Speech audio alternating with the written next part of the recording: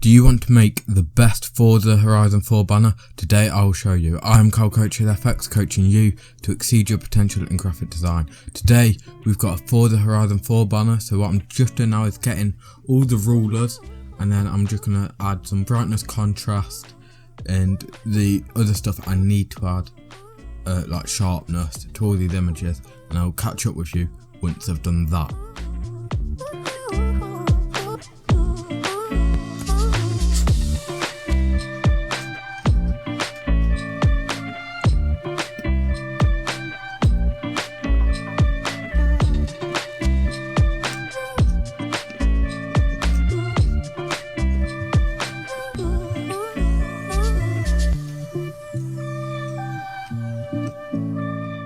So make sure you're subscribed, you've hit the notification bell set to all, like the video. The free template is in the description down below.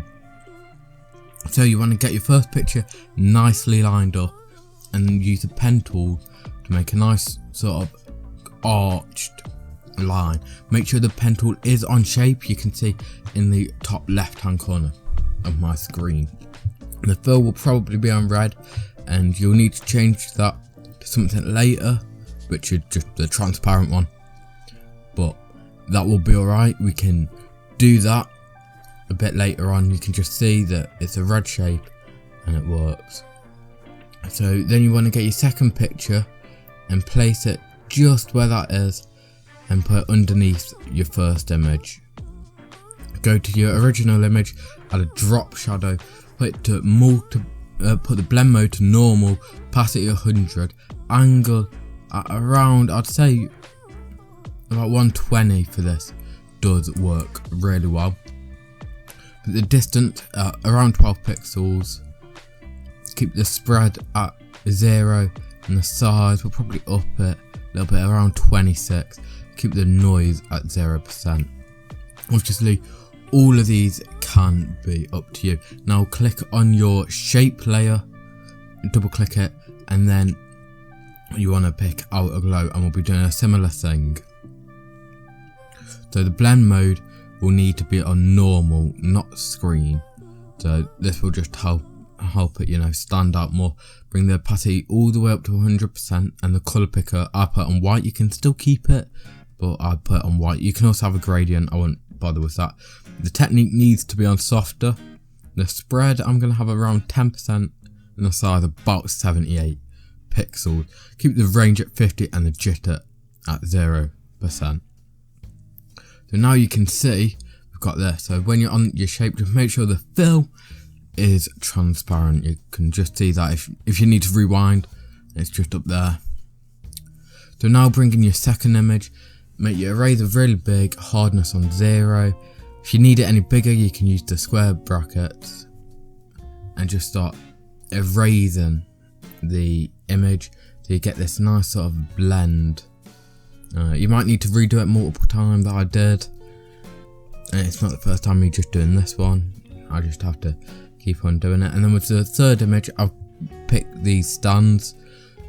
You can do similar images or make better ones, maybe better with the Forza Horizon 4 camera. I'm not very good at it, as you can tell, and you can make better images. So maybe you don't even have to do the bit at the top where you're adding brightness, contrast, sharpness, all of that to it. So we've done the same technique of the big soft eraser, and we've just flattened it. Now we want a big sort of dark grey brush, and we need to make sure it's on a new layer. Just slide it across and make this have a clipping mask to the image below. Ours is the downtown one with the taxi and the Ford Focus RS. The Ford Focus RS, yes. So you can already see this is the background of the banner. Now we just need to add on some text, which shouldn't be too hard. So what we are going to start with is the paintbrush effect that goes underneath. So you can see we come up to the top on the brush tool, we click on the brush and the little down arrow and load TPL. Now in the description there should be a link to the brush pack, and then click that and then go on the circle one just to the right of this one. I clicked on the wrong one, and then scroll down. You can see the brushes. I'm going to use the 1597 or something like that. You can also use your own. I'm then going to pick a good sort of yellowy type font. I'm going to see which one's good. Maybe a little bit more orange there. There we go, that looks good. So we've got a yellowy orange. Just press it once so we can still, it's not 100% opacity. You can still kind of see through it, but it's quite clearly a yellow brush mark. This is best, you know, it creates more texture and just makes it all seem better. Now we're going to do our text. We're going to type out our name. I'm using the font Metropolitan. I'm going to have it on black, so it's really bold and thick. You can use any font you want if you want Metropolitan.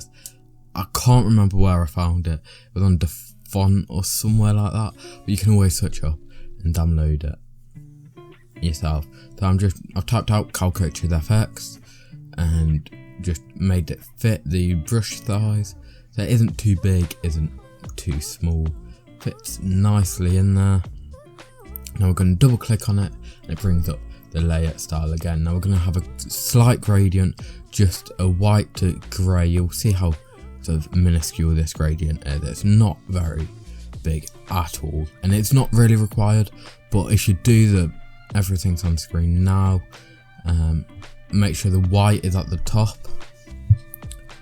not the dark grey because of lighting. So blend mode normal, opacity 100%, angle 90, scale 100%, off X and Y on 0%, which does just make the text just stand out a little bit more. Now add a drop shadow.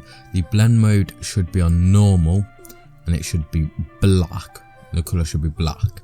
The opacity needs to be at 100%, angle at 90 degrees, distance at 0, spread at 100 to make it have an opacity and about 9 pixels in size.